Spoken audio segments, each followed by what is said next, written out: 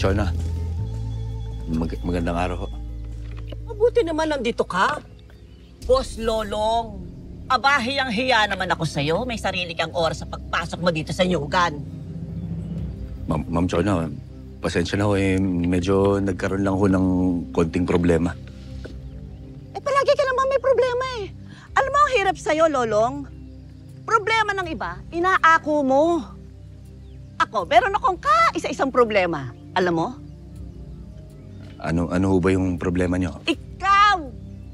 Ikaw ang problema ko! Dinami-dami pa naman ang utang mo sa akin, hindi ko alam kung mababayaran mo pa ako. Chona, ang pangalan ko, hindi Charity. At itatak mo dyan sa makitid mong utak. Ha? Isang beses pa, Lolong. Isang beses pa na hindi ka pumasok dito. Sinasabi ko sa'yo, kulang pa yung mga gamit mo dyan sa bahay mo para pambayad mo sa utang mo sa akin. Naiintindihan mo ba? Opo, Ma'am Chona. Pero, Ma'am, ang totoo nga ho niyan, magpapaalam ho sana ulit ako sa inyo. Abay, kasasabi ko pa lang Ma'am Chona, importante ho kasi itong kailangan kong lakarin eh. Pero wag ho kayo mag-alala. Pagkatapos ho nito, hindi na ako absent dito. Lagi po ako papasok. Tsaka mababayaran ko na rin ho yung utang ko sa inyo. Alam mo, Lolo, sinisira mo yung araw ko eh. Hina-high blood ako sa'yo. Ano? Magtrabaho ka na nga. Bukupay! Hoy! Baka usap ko dyan. Aga-aga, nakikipagsigawan ka. Bukupay, ikaw talaga, oh. Sino ba yun? Bukupay. Aga-aga, nakikipagsigawan ka, Bukupay.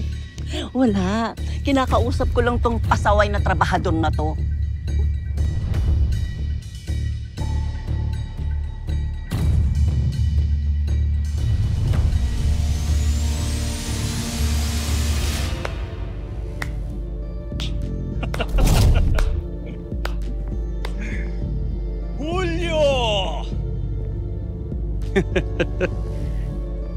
Palyadong-palyado entrada mo ah.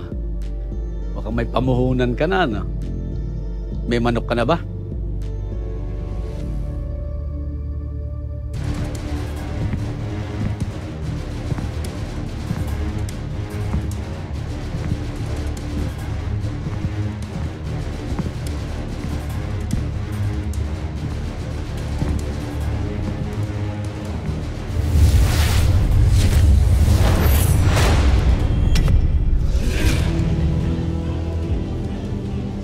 Si Lizardo. And this time, makakabawi na ako sa lahat ng milyones na tinalo ko.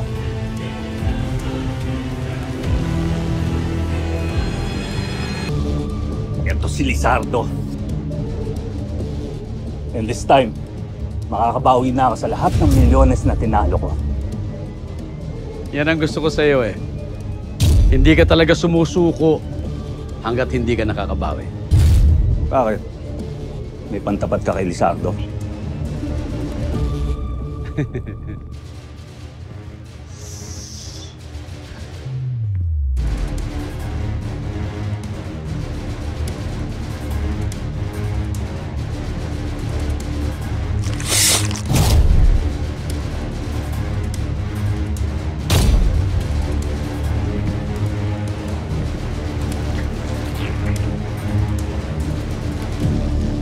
Siguraduhin nyo lang na itatapat nyo na sa akin ang pinakamagaling nyo.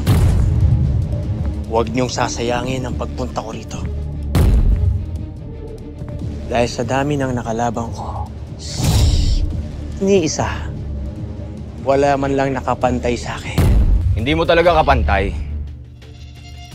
Dahil mahihigitan ka ng manok namin. Hoy, ikaw, baka huling laban mo na to.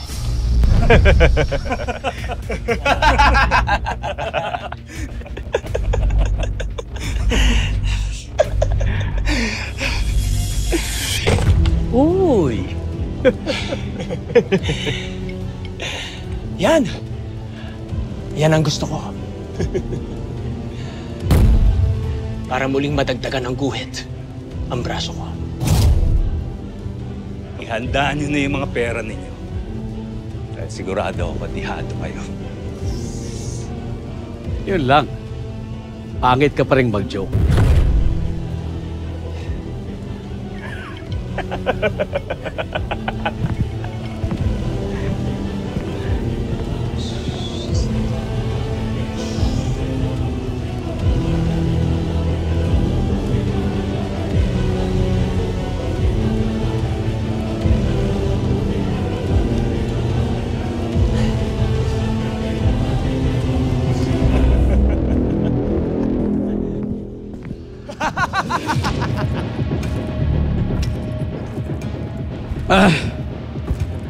Lalaban si Lizardo, boss. Mahirap kalaban yun, boss. Wala pang nakakatalo sa kanya. Uy, alam niyo pala na siya yung makakalaban. Eh, di gumawa kayo ng paraan. Humanap kayo ng pinakamagaling na atubaw para itapat sa kanya.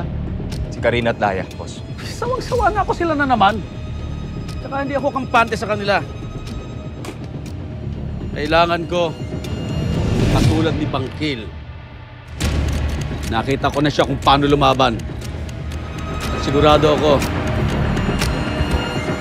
panalo tayo sa kanya.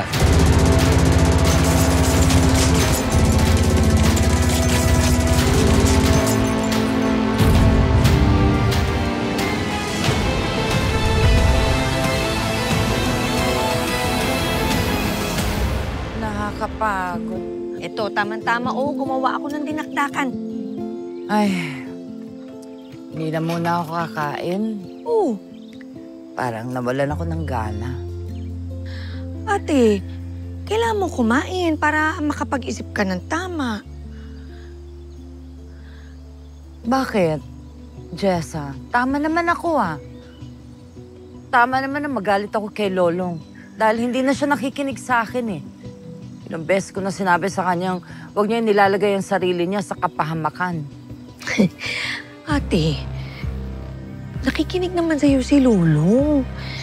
Kaya nga, di naman niya maiwasan na gawin tong mga bagay na to. Tingnan mo ang nangyayari sa mga magulang niya. Kay Narsing, kay Abet. Namatay sila sa kakaligtas sa iba. Kaya kung ginagawa ko para kay Lolong at sa kabataan dito sa Tumahan. At para sa mga namatay na ganun-ganun na lang. Sino ang isi-save mo? Ligtas na tiyaninang mo. Alang-alang sa mga taong mahalaga sa atin. Kahit na takot na tayo, tawag doon, sakripisyo.